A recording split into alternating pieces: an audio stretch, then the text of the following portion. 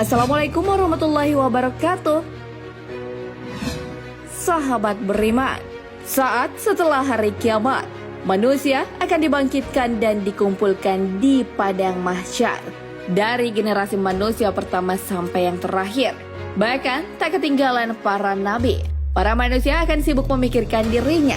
Para nabi pun begitu, mereka ketakutan. Namun ada satu nabi yang tidak merasa takut dan bisa dimintai pertolongan berupa syafaat. Siapakah nabi tersebut? Temukan jawabannya dalam video ini hanya di channel Islam Populer. Tapi sebelum lanjut, jangan lupa klik subscribe, like, dan lonceng notifikasi untuk mendukung channel ini agar terus menyiarkan syiar Islam.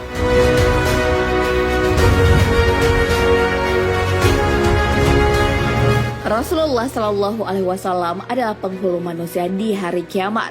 Manusia yang dikumpulkan adalah manusia yang paling pertama sampai manusia paling terakhir. Abu Hurairah menjelaskan pada suatu hari beliau berdoa bersama Rasulullah Shallallahu Alaihi Wasallam. Tiba-tiba sebuah kaki kambing disodorkan kepadanya. Kemudian beliau menggigitnya dan bersabda, "Aku penghulu manusia di hari kiamat. Apakah kalian tahu apa sebabnya Allah Subhanahu wa Ta'ala mengumpulkan semua manusia sejak generasi pertama hingga generasi terakhir di suatu tempat?" Dalam ensiklopedia Al-Quran dikisahkan bahwa tak ada satu sahabat pun yang mengetahui jawaban dari pernyataan Rasulullah Shallallahu Alaihi Wasallam. Nabi Muhammad Shallallahu Alaihi Wasallam pun melanjutkan ceritanya.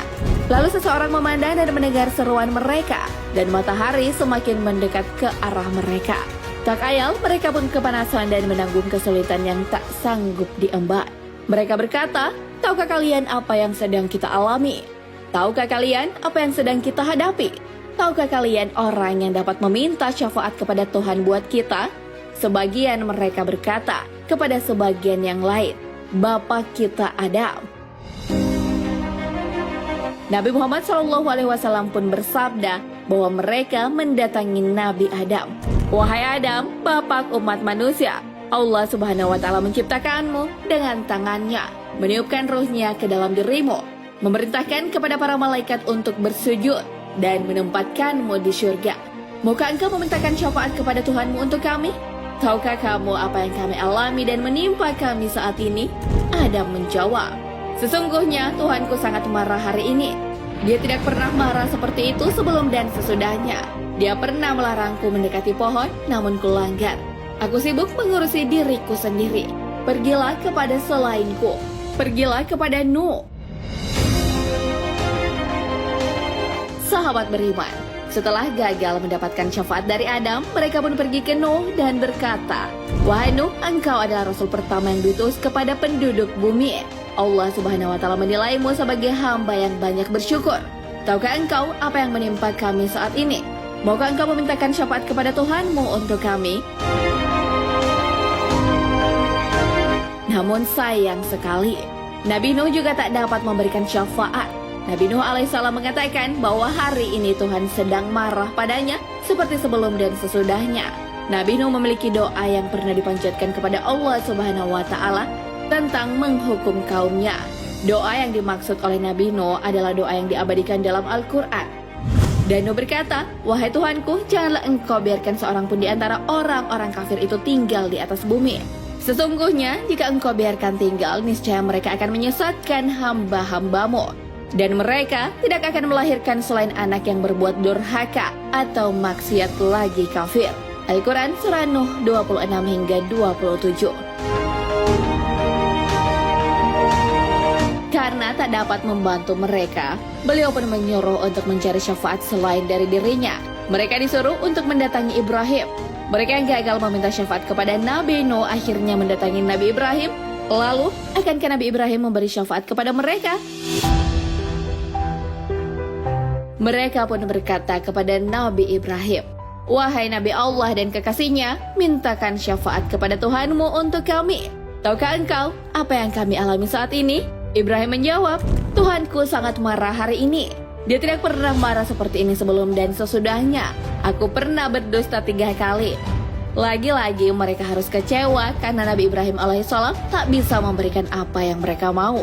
Ibrahim sama dengan nabi-nabi sebelumnya yang sibuk mengurusi dirinya sendiri. Lalu siapa lagi nabi yang akan mereka datangi?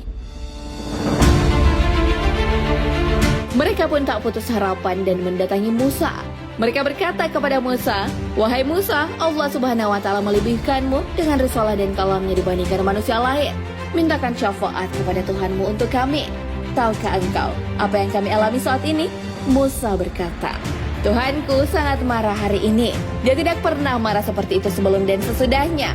Aku pernah membunuh jiwa yang sebenarnya dilarang. Sayang 1000 sayang." Nabi Musa pun juga sibuk mengurusi dirinya yang pernah membunuh orang yang tak seharusnya ia hilangkan nyawanya. Lalu siapa lagi orang yang akan didatangi mereka? Nabi Isa pun didatangi untuk dimintai syafaat. Mereka mengatakan bahwa Nabi Isa alaihissalam adalah utusan Allah. Bahkan Maryam diberitahukan tentang perintah Allah kepadanya dan ditiupkan ruh ke dalam rahimnya. Nabi Isa alaihissalam juga sudah bisa berbicara sejak masih dalam ayunan. Oleh karena itu, Nabi Isa dimintai untuk bersedia memintakan syafaat kepada Allah. Namun jawaban Nabi Isa alaihissalam tak jauh berbeda dari nabi-nabi yang diminta sebelumnya. Malah Nabi Isa menyuruh kepada mereka pergi ke Nabi Muhammad SAW. Lalu akankah Nabi Muhammad SAW memberikan apa yang diminta kepadanya? Mereka pun datang kepada baginda Nabi Muhammad SAW. "Wahai Nabi Allah, Muhammad, engkau adalah utusan Allah dan penutup para nabi. Allah Subhanahu wa Ta'ala mengampuni dosa-dosamu yang telah lalu dan yang akan datang. Mintakanlah syafaat kepada Tuhanmu untuk kami. Tahukah engkau apa yang kami alami saat ini?" Rasulullah SAW pun langsung menuju Arsy. Beliau pun tersimpu dan bersujud kepada Allah Subhanahu wa Ta'ala. Nabi SAW bersabda, "Kemudian Allah Subhanahu wa Ta'ala membuka pintu hatiku untuk memujinya yang belum pernah dilakukan kepada seseorang pun sebelumku." Allah pun berfirman kepada Nabi Muhammad SAW, "Wahai Muhammad, angkatlah kepalamu, mintalah, niscaya permintaanmu akan dikabulkan, dan syafaatilah, niscaya syafaatmu akan diterima." Rasulullah mengangkat kepalanya dan berucap, "Umatku, wahai Tuhanku, umatku, wahai Tuhanku, umatku." Allah pun menjawab, "Wahai Muhammad, masukkanlah umatmu yang tidak dihisap melalui pintu syurga sebelah kanan." Di akhir Rasulullah SAW bersabda, "Demi zat yang jiwaku ada di tangannya, jarak antara kedua daun pintu syurga itu seperti jarak antara kota Mekah dan kota Busra, sebuah kota di Syam di Suriah." Hadis riwayat Bukhari, Muslim, dan Tirmizi. Namun sebagian orang malah berpikir bahwa di akhir-akhir syafaat tak ada gunanya. Hal ini didasarkan pada firman Allah Subhanahu wa Ta'ala, "Apakah yang memasukkan kamu ke dalam sakar atau neraka?"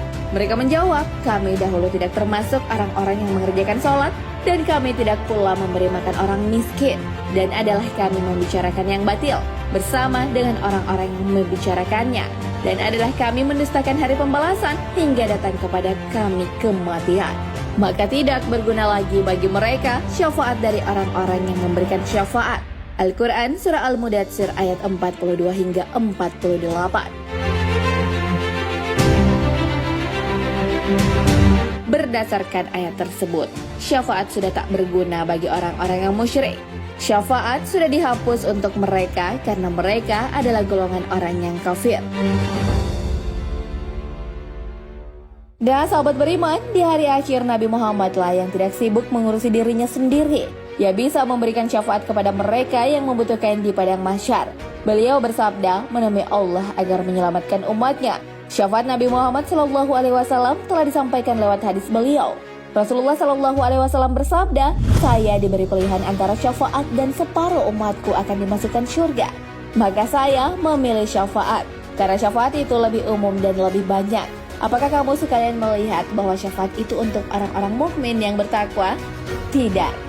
Akan tetapi syafaat itu untuk orang-orang yang berdosa, penuh kesalahan dan banyak kotoran. Hadis riwayat Imam Ahmad dan Ibnu Majah. Wallahu a'lam bishawab. Sahabat beriman, jangan lupa berbagi informasi dengan share video ini, karena sebaik-baik manusia adalah yang paling bermanfaat bagi manusia. Wassalamualaikum warahmatullahi wabarakatuh.